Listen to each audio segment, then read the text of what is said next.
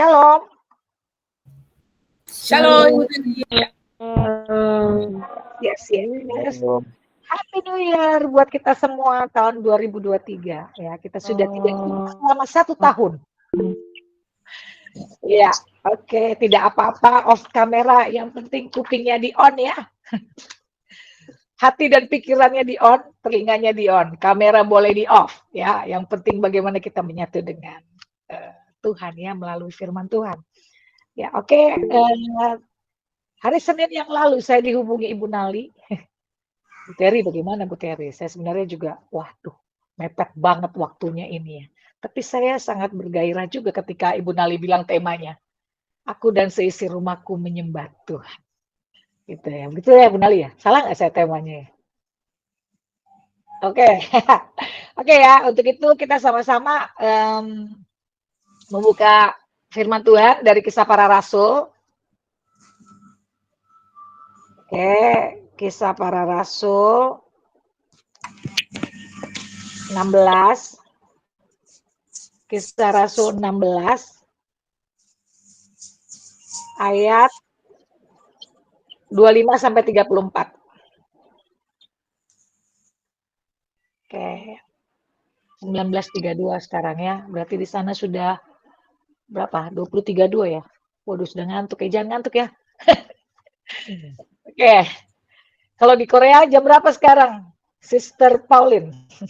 Saya lagi di Ambon, Bu Terry. Korea sama Ambon sama aja, 932 sekarang. Oh, sama ya. Oke. Saya akan bacakan firman Tuhan pada malam hari ini dari Kisah Rasul 25 ya. Tetapi kira-kira tengah malam Paulus dan Silas berdoa dan menyanyikan puji-pujian kepada Allah. Dan orang-orang hukuman lain mendengarkan mereka. Akan tetapi terjadilah gempa bumi yang hebat. Sehingga sendi-sendi penjara itu goyah. Dan seketika itu juga terbukalah semua pintu dan terlepaslah belenggu mereka semua. Ketika kepala penjara itu terjaga dari tidurnya dan melihat pintu-pintu penjara terbuka, ia menghunuskan pedangnya hendak membunuh diri. Karena ia menyangka bahwa orang-orang hukuman itu telah melarikan diri. Tetapi Paulus berseru dengan suara nyaring katanya, jangan celakakan dirimu sebab kami semua masih ada di sini. Kepala penjara itu menyuruh membawa suluh. Lalu berlari masuk dan dengan gemetar tersungkurlah ia di depan Paulus dan Silas. Ia mengantar mereka keluar sambil berkata, Tuan, apakah yang harus aku perbuat supaya aku selamat? Jawab mereka, percayalah kepada Tuhan Yesus Kristus dan engkau akan selamat, engkau dan seisi rumahmu. Lalu mereka memberitakan firman Tuhan kepadanya dan kepada semua orang yang ada di rumahnya. Pada jam itu juga kepala penjara itu membawa mereka dan membasuh bilur mereka. Seketika itu juga ia dan keluarganya memberi diri dibaptis. Lalu ia membawa mereka ke rumahnya dan menghidangkan makanan kepada mereka. Dan ia sangat bergembira bahwa ia dan seisi rumahnya telah menjadi percaya kepada Allah. Ini firman Tuhan yang luar biasa memberkati kita. Karena tema kita adalah tema yang sangat ideal bagi para orang-orang Kristen, pengikut Kristus. Aku dan seisi rumahku menyembah Tuhan. Kenyataannya, bagaimana? Saudara dan saya. Ya, teman-teman semuanya bagaimana? Kadang-kadang malah justru dalam kehidupan kita ya, Kristen bahwa oke, kita menyembah Tuhan setiap hari Minggu. Tapi kenyataannya hari-hari kita penuh dengan kegalauan. Hari-hari kita penuh dengan persoalan suami istri, orang tua dengan anak, dengan isi keluarga kita ya. Mungkin di dalam keluarga kita ada saudara-saudara kita yang lain. Ada banyak pergolakan yang terjadi. Sehingga untuk aku dan sisi rumahku menyembah Tuhan itu sangat sulit ya. Gitu. Ini tema hari ini betul-betul saya pun juga belajar di sini ya, sama-sama ya kita belajar akan kebenaran firman Tuhan. Saya merenung-renungkan, iya ya Tuhan, terkadang ada satu keluarga aja di dalam rumah tangga membuat kita sulit untuk menyembah Tuhan. Menyembah Tuhan pagi hari, habis itu kita marah-marah, kita murka kepada anak kita. Waduh, enggak, melayang lah, piring melayang, tangan segala macam kita nggak tahu. Terkadang ada saudara di rumah kita, kelakuan yang tidak bisa bagaimana kita mau menyembah Tuhan, begitu ya. Ini sungguh satu, apa ya, tema ini kadang-kadang juga jadi menampar saya juga ya, bagaimana kehidupan kita kadang-kadang terpengaruh oleh situasi kita sehingga kita tuh tertidur sebenarnya, ya. Hampir mirip kita dengan kepala penjara ini, kita tertidur. Kita sepertinya berdoa, kita sepertinya melakukan semuanya, tetapi kita tidak melakukan itu dengan sungguh-sungguh dalam kondisi yang menyembah Tuhan, ya. Selalu jatuh dan bangun ya, saya tidak bilang bahwa kita tidak menyembah Tuhan ya, tetapi jatuh dan bangun itu sehingga seolah-olah kita kok kayaknya tertuduh terus gitu dengan hari-hari kita ya, Bapak Ibu terkasih. Tapi firman Tuhan ini sungguh luar biasa pada malam hari ini. Saya sangat diberkati ya. Firman Tuhan ini adalah bagaimana Paulus dan Silas itu sebenarnya lagi memberitakan Injil ke Filipi. Ya, kalau nggak salah ya ke kota.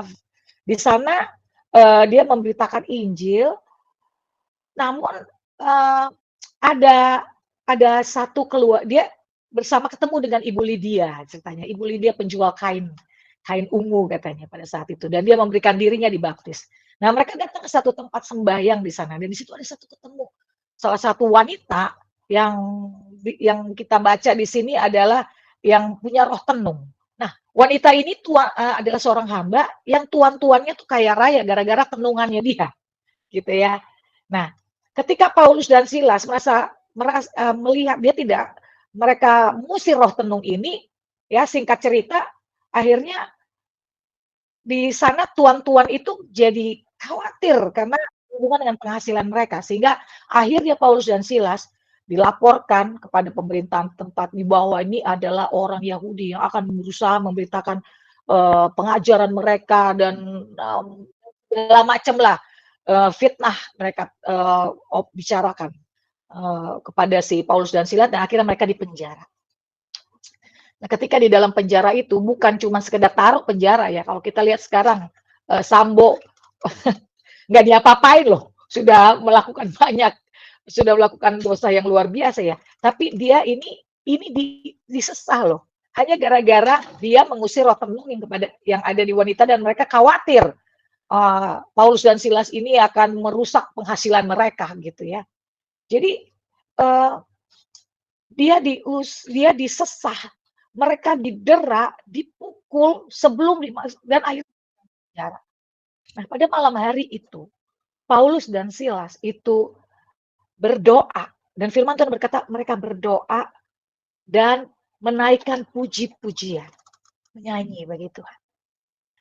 Lalu yang terjadi adalah saat itu sendi-sendi penjara, kita bisa tahu penjara bukan diciptakan dengan bangunan yang betul-betul kuat dibuat ya, supaya tidak bisa tembus orang-orang dari narapidana itu nggak bisa keluar. Udah pasti semua pengawalan, gedungnya semua dibuat sedemikian rupa kuat, begitu kuat untuk tidak bisa tergoyahkan. Tetapi malam itu dengan puji-pujian yang dinaikkan, dengan doa yang dinaikkan, dengan hati yang tulus. Tahu nggak saudara-saudara bahwa Paulus dan Silas nyanyi, emang mereka pikir bakalan ada gempa gitu untuk membuat mereka keluar dari situ? Enggak ya. Mereka hanya tahu, mereka tetap memuji Tuhan di tengah seperti itu. Ya, mereka menyanyi, memuji Tuhan, didengar oleh semua orang. Yang terjadi adalah sendi-sendi itu bergoncang, dan bahkan semua belenggu terbuka. Ya, kalau kita baca di Alkitab, terbuka belenggu semua orang-orang yang ada di sana. Saat itu sedang tertidur posisi dari si kepala penjara. Kepala penjara tertidur, dan dia pada saat itu terbangun dan sangat-sangat ketakutan, ya, sehingga saking takutnya dia tuh sampai mau bunuh diri. Dan bisa bayangkan ya, kepala penjara ya.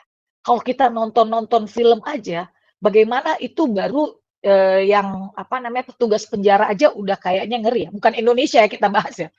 Penjara Indonesia mungkin ya masih gitu, tapi di luar negeri kalau kita lihat tuh kan, waduh, ngeri-ngeri banget ya. Mereka adalah orang-orang yang keras, besar, galak, tegas, pokoknya kita pasti dekat dengan mereka tuh rasanya kayaknya takut juga gitu ya, melihat apalagi ini kepala penjara begitu.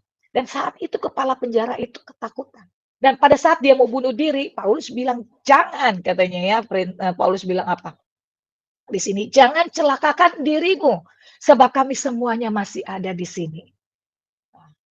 Kepala penjara itu menyuruh membawa suluh dan langsung berlari masuk dan gemetar tersungkur ia di depan Paulus dan Silas. Bagaimana kita bisa melihat ya seorang kepala penjara yang begitu um, bikin orang gentar ya, punya kuasa saat itu, tiba-tiba ketakutan sangat karena apa? Karena Tuhan menggoncangkan itu ya melalui doa dan puji-pujian yang ada saat ini. Nah, apa sebenarnya yang kita mau pelajari di sini ya, eee, Bapak, Ibu, teman-teman terkasih, ya. Bagaimana kalau saya mau melihat dari sisi dari kepala penjara ini, ya.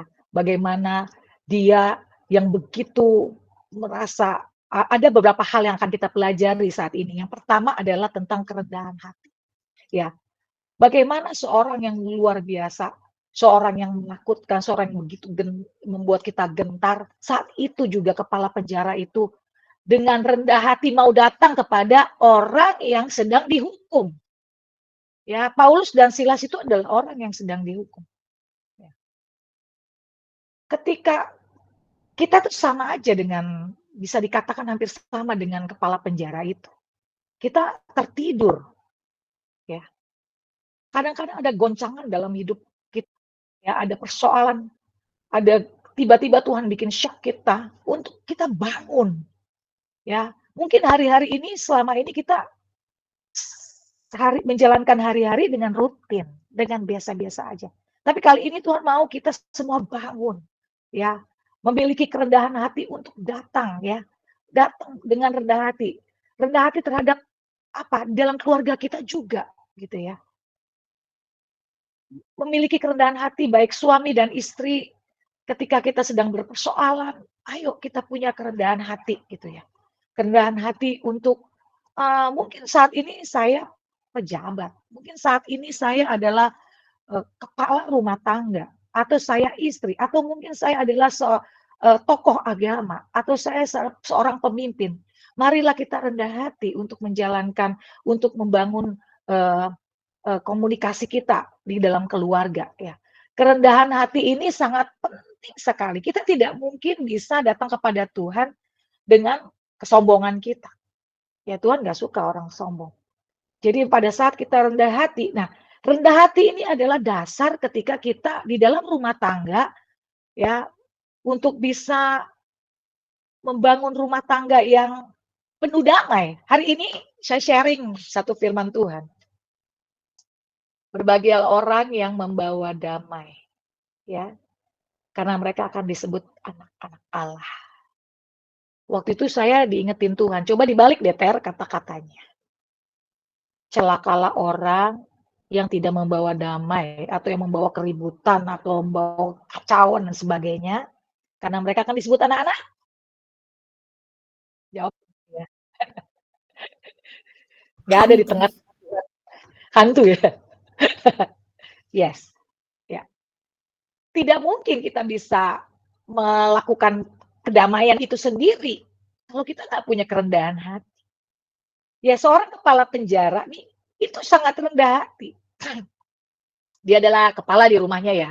Mungkin dia juga sama-sama ya, sama-sama beribadah kepada Tuhan tapi belum mengenal Kristus. Ya, dia jalanin, kepala penjara kan punya integritas dong ya, menjaga para napi ya. Tapi dia mau datang dengan kerendahan hati kepada Paulus dan Silas saat itu, merendahkan dirinya betul. Ya, jadi di dalam rumah tangga pun kita ketika kita mengalami banyak hal, supaya kita bisa, saya nggak tahu di sini sudah ada yang sudah menikah atau yang belum menikah, apapun itu, ya marilah sama-sama dimulai dari kita, memiliki kerendahan hati, ya, untuk menyikapi segala hal yang ada, menyikapi setiap, persoalan yang saat ini mungkin timbul, mungkin saat ini kita didera dengan bukan didera dengan ini ya, tetapi ada banyak masalah yang bertubi-tubi terus ada. ada banyak duka, tapi seperti Paulus dan Silas, sekalipun mereka banyak luka-luka, didera, sakit, ketika dia harus memberitakan Injil, tapi mereka tetap mau memuji Tuhan. Ya, bisa kita lihat mujizat yang terjadi itu nggak main-main, Bapak Ibu. Ketika terjadi pujian, ada doa, itu menggetarkan betul-betul. Sampai seorang yang seperti kepala penjara itu bisa tunduk begitu. Ya, jadi yang pertama adalah kita miliki kerendahan hati ya Bapak Ibu. Di dalam rumah tangga ada banyak problema. Ya, bertetangga pun juga banyak. Bahkan dengan seisi keluarga ada hal-hal saja yang tidak cocok dalam hidup kita. Yang penting kita pertama untuk membangun kita bisa menyembah Tuhan bersama, satu, kita harus memiliki kerendahan hati. Ya, belajar kita rendah hati. Belajar kita mengalah. Kita melihat dari cara pandang Allah. Ya, Tuhan tidak dengan bentuk yang kasar ya.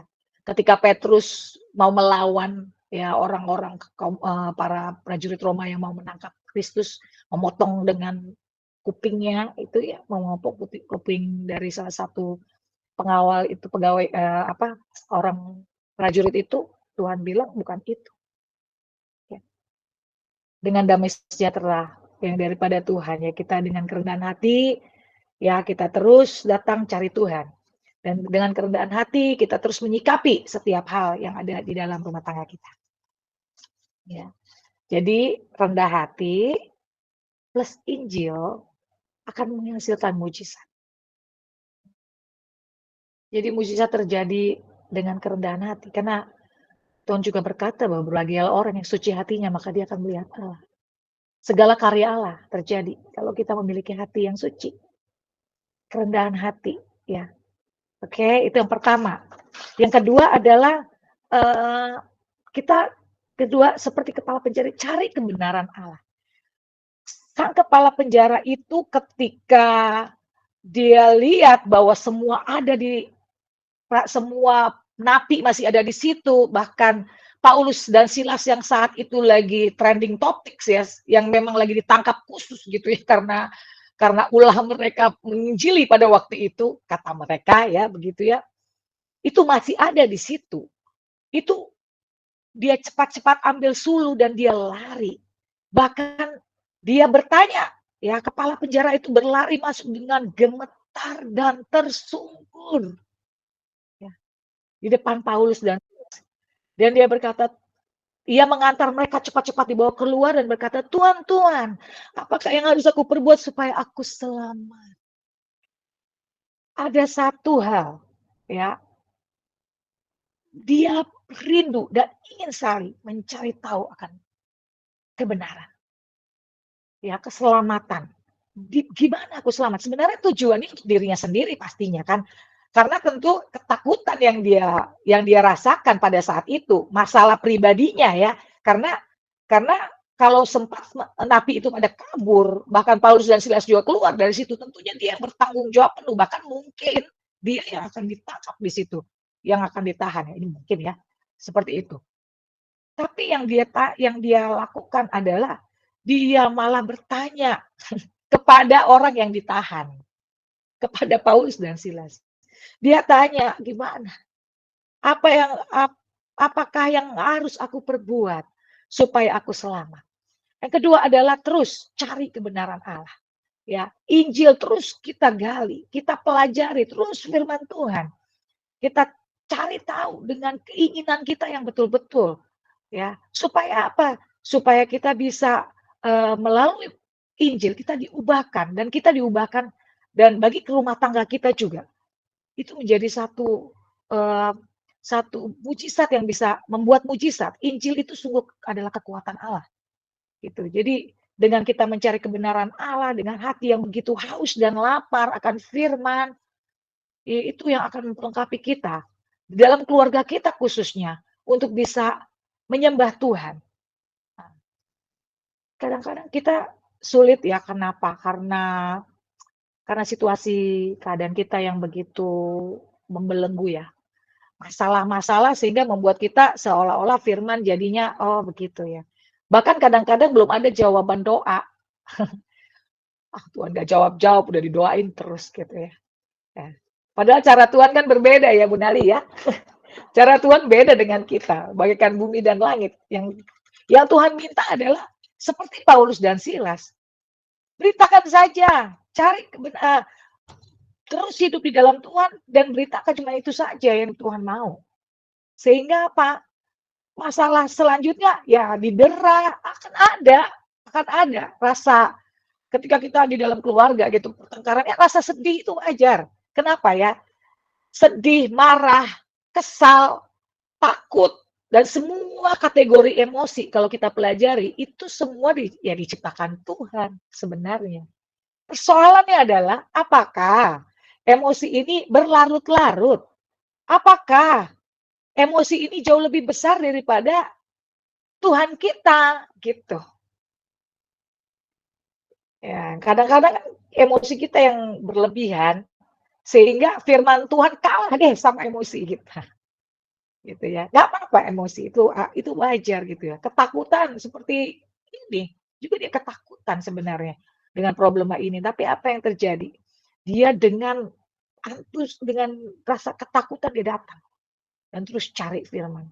Ya, Bapak Ibu sekalipun mungkin doa kita belum dijawab, sekalipun mungkin di sekitar kita persoalan masih terus ada, tidak habis-habis, hutang tidak kelar-kelar misalnya ya. Atau mungkin terus kita dibully gitu. Datang saja kepada Tuhan seperti kepala penjara ini. Dia tidak takut, dia datang kepada Paulus dan Silas mempertanyakan kebenaran itu seperti apa. Carilah kebenaran ya. Carilah dahulu kerajaan Allah, maka semuanya akan ditambahkan. Ya, kita nantikan saja itu, ditambahkan urusan Tuhan. Kita cari Dia. Ya, Bapak Ibu terkasih, ya, biarlah persoalan rumah tangga kita juga kita jangan itu lebih kuat daripada kita mencari kebenaran. Jangan akhirnya kita kecewa, kita tidak datang ke gereja. Ketika kita kecewa, kita tidak datang bersekutu. Hadapi semua, hadapi karena ada masanya. Dan kita serahkan semua kepada Tuhan. Tuhan pasti akan memberikan jalan keluar. Sama nih, seperti kepala penjara ini ya. Yang begitu luar biasa. Saya sangat diberkati. Saya pikir, wah luar biasa ya. Bagaimana dia merendahkan dirinya dia. Ini kepala penjara. Kan bisa saja kepala penjara itu tidak datang kepada Paulus dan Silas. Ya, carilah teman timnya dia di belakang sana. Bahkan, waduh ini gimana kalau di sana dulu belum ada telepon ya. Kalau sekarang kan bisa telepon ya. Cuman kan dia bisa cari gitu. Tetapi Injil mengubahkan dia. Ya, kuasa Injil, kuasa dari doa dan puji-pujian yang dinaikkan di tengah penderitaan itu sungguh mendatangkan satu luar biasa. Ya, bahkan di penjara pun mereka semuanya tenang, tidak ada yang keluar. Pengaruh Injil luar biasa ya. Sampai seorang kepala penjara ini juga begitu tunduk ya, sampai tersungkur. Ya, itu yang kedua. Dan yang ketiga adalah beritakan Injil kepada seisi rumahmu. Pertanyaannya adalah, apakah kita juga menginjili suami kita, anak kita, istri kita, atau orang yang di dalam rumah kita? Terkadang, bagi para pelayan-pelayan Tuhan, kita sibuk melayani di luar. Kita sibuk memberitakan Injil di luar. Karena di rumah banyak persoalan, dikasih tahu nggak mau deh. Udah dibilang berkali-kali gitu. Enggak juga mau dengar. Tidak ada mungkin Injil ini bisa berpengaruh gitu ya. Tidak mungkin lagi dia dirubah sampai mati tak akan berubah gitu. Kadang seringkali kita akan berpikir seperti itu, tapi itu bukan hak kita ya. Bagaimana tugas kita adalah menginjili. Apapun situasi di depan kita, tugas kita memberitakan Injil. Persoalan pertumbuhan urusan Tuhan. Bagian kita hanya menabur aja, ya, menyiram ya, membuat bagian kita adalah melakukan bagaimana kita merawat, bagaimana kita menolong, itu hanya bagian itu, tapi bagian pertumbuhan itu urusan Tuhan. Jangan kita putus asa ketika kita dalam keluarga kita, baik itu suami atau istri, aduh ini suami terus-terus masih minum-minum. Sampai detik ini suami saya terus tidak mau bertobat. Ya, suami saya pergi keluar sana, pesta-pesta dan segala macam. Atau mungkin saat ini anak saya, waduh, terus kecanduan game online. Anak saya susah dibilangin, banyak dikasih tahu nggak mau dengar, atau bahkan segala macam. Itu semua yang menghambat kita untuk bisa uh, menyembah Tuhan. Tapi ketika kita belajar dari sini, ketika seorang kepala penjara, ya bapak dari satu keluarga, ya mengalami mujizat dari Injil itu, menerima karunia Kristus, ya, menerima hikmat Tuhan, ya, itu dia bawa keluarganya. Tidak pakai acara waktu lagi, ya, tidak pakai nanti-nanti. Kalau kita lihat di ayat ke 33, ya, pada jam itu juga kepala penjara itu membawa mereka dan membasuh bilur mereka. Seketika itu juga ia dan keluarganya memberi diri di ya. Nggak pakai lama, ketika kita saat ini Tuhan ingatkan kita untuk menginjili keluarga kita, ayo beritakan Injil. Siapapun mereka, baik itu sampai ke tetangga-tetangga, beritakan kasih sayang Tuhan.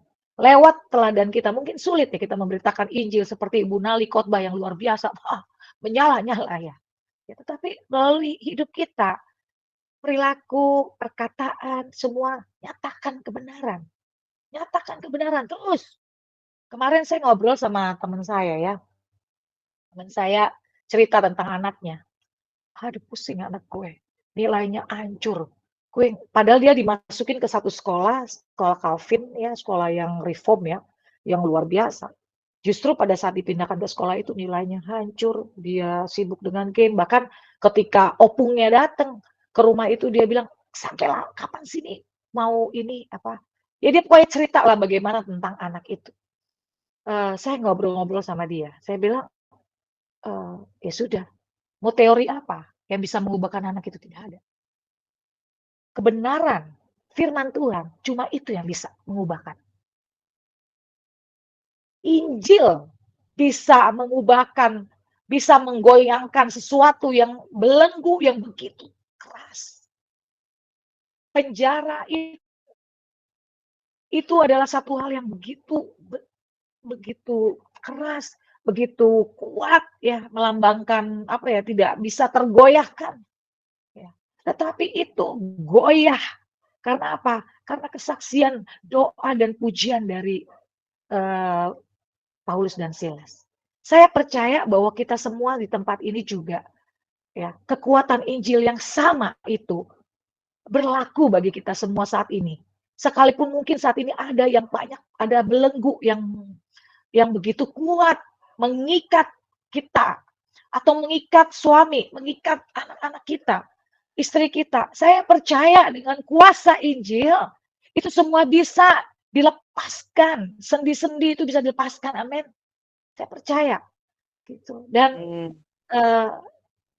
biarlah melalui pemberitaan firman ini kita semua dikuatkan kembali untuk kita bisa mencapai, aku dan keluargaku untuk sama-sama bisa menyembah Tuhan.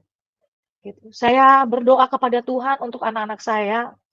Saya berdoa, saya dulu pengen 3 anak saya, 3-3 jadi hamba Tuhan. Ternyata pas ditanya nggak ada yang mau satupun. Nggak mau mami.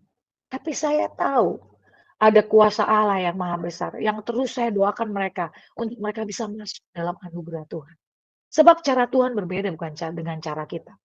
Ya, Tuhan kemarin saya juga ngobrol sama satu teman yang anaknya meninggal, sekaligus 2. Anaknya 2 meninggal. Guru di sekolah anak saya. Saya bilang, kita nggak pernah tahu, setiap kita, waktu kita nggak pernah tahu. Waktu anak kita nggak pernah tahu. Tapi yang kita tahu mereka adalah anak-anak panah. Ya, baik Tuhan. Dan tugas kita hanya buah kandung adalah upah. Ketika kita mengandung, itu upah. Karena Kita semua adalah milik Tuhan. Anak-anak milik Tuhan, suami milik Tuhan, istri milik Tuhan. Ya, Tuhan punya cara yang spesial buat kita semua. Ya, kita jatuh bangun dalam dunia ini. Tapi kita percaya kasih Allah begitu luar biasa. Di dalam udah bukti nyata kasih yang spektakuler. Kristus memberikan hidupnya buat setiap kita. Dan Kristus Allah yang luar biasa itu punya tujuan masing-masing dalam rumah tangga kita. Baik kepada suami, istri, anak-anak. Tuhan tuh punya cara treatment yang spesial buat kita. Coba tanya kita masing-masing ya, sekeras apa sih kita dulu sehingga kita saat ini ada di dalam hidup di dalam Tuhan. Siapa kita? Siapa Terry? Gitu. Yang dulu lari-lari kalau di persekutuan, wah lari-lari, saya ada orang yang suka lari-lari. Wah, kakak rohani datang, saya lari pasti. Pasti gue mau diceramahin lagi, begitu. Dulu di kampus seperti itu. Saya nggak tahu kalau ternyata Tuhan bisa tangkap saya, orang yang keras gitu ya. Itu bagaimana cara mengajar kepada anak saya yang begitu keras juga dulu saya nggak tahu, saya belum di dalam Tuhan. Maksudnya saya sudah di dalam Tuhan loh, tapi sedang tidur seperti kepala penjara ini. Gitu. Tapi bagaimana Tuhan bisa bawa saya sampai seperti ini dan memahami anugerah Tuhan. Nah, tugas saya adalah memberitakan anugerah yang saya terima ini buat keluarga saya, buat suami saya, buat anak saya. Sampai anak saya kadang-kadang suka bosen juga kayaknya sih, tapi saya nggak peduli. Saya percaya bahwa firman itu hidup. Saya percaya bahwa melalui firman Tuhan yang kita tabur terus-menerus, itu akan hidup di waktunya Tuhan. Bagi setiap kita, bagi suami, bagi istri, bagi anak, bagi adik kita, kakak kita, siapapun juga. Kita. Karena apa? Karena Tuhan mengasihi mereka. Tugas kita hanya memberitakan Injil, memberitakan kebenaran. Ya, amin ya.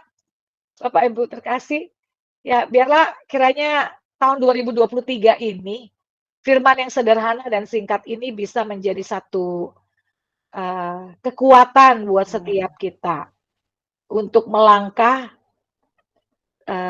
dalam rumah tangga kita supaya melalui hidup kita, sama seperti kepala penjara ini, hidupnya membawa keluarga kita untuk apa? Untuk datang menyembah Tuhan. Aku dan seisi keluargaku untuk datang untuk menyembah Tuhan. Saya cuma mau cerita sedikit, ini akhir ya, terakhir. Saya kemarin ada satu kompetisi nyanyi di salah satu sekolah muslim ya. Saya melihat saya ngobrol sama suami, menurut kamu pandanganmu bagaimana dengan sekolah ini? Karena saya seharian ya, dari pagi datang, nggak dari pagi, dari jam 1 ya, jam 1-an, sampai jam 6 sore maghrib ya. Waktu di situ saya melihat semuanya, saya perhatikan semuanya. Bagaimana kekompakan yang terjadi. Anak-anak muda itu ya, anak-anak SMP, SMA gitu kompak. Bagaimana orang tua mereka juga yang begitu antusias mendukung mereka. Dan kalau kemana-mana salam tangan gitu ya. Gitu. Terus saya lihat kayaknya auranya tuh beda banget, kompak banget. Terus saya melihat banyak banget yang terjadi kekompakan-kekompakan seperti itu ya, di tetangga kita ya, saudara-saudara kita ya, gitu. Bahkan saya lihat kemarin anak saya baru yudisium, karena saya kuliah di Universitas Brawijaya Malang, yang paling besar dan baru kelar ya, puji Tuhan, terima kasih untuk doa-doanya dari tim doa di GPD, akhirnya dia lulus, dan saya lihat nama-nama yang kita juga sedikit ya, lebih banyak orang-orang seberang, saudara kita. Gitu. Saya melihat agak sedikit bagaimana juga, apalagi dengan video-video yang cerita tentang bagaimana kekuatan mereka ya, yang dari kecil mereka sudah doktrin, habis-habisan anak mereka. Mereka pantau pengajian mereka pantau semuanya. Sampai mereka besar, sehingga mereka sudah terbentuk begitu rupa menjadi kuat, sehingga mereka berani mempertaruhkan nyawa mereka. ya, buat buat apapun ya demi kepercayaan mereka. Yang saya mau katakan di sini adalah mari kita sama-sama. Bukan kita fokus kepada persoalan kita. Janganlah kita fokus kepada masalah itu, tapi fokuslah untuk membangun, memberikan pertumbuhan, memberikan firman, memberikan Injil kepada keluarga kita. Fokuslah kepada anak-anak kita untuk menolong mereka di dalam setiap studi mereka, sekolah mereka, dalam setiap pergumulan kehidupan mereka, kita tanya mereka bagaimana. Kita solid kepada mereka, bukan kita jadi sebagai orang tua atau sebagai orang yang lebih rohani, kita malah menjauhkan mereka, jangan. Karena akan sangat mudah ditangkap oleh saudara-saudara kita, tetangga kita ya. Maaf, saya lagi batuk.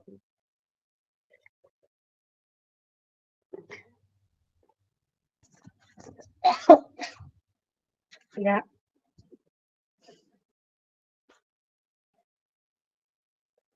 Maaf ya agak sedikit batuk soalnya nih.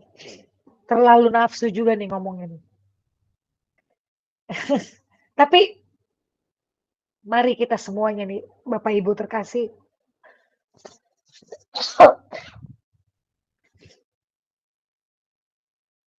Mari kita fokus kepada panggilan Tuhan dalam hidup kita. Fokus untuk kita memberitakan Injil, membangun keluarga kita. Jangan fokus kepada persoalan. Persoalan gak ada habisnya sampai mati pun. Persoalan pasti ada. Tapi tujuan kita adalah bagaimana membawa mereka semua kepada Kristus. Ya.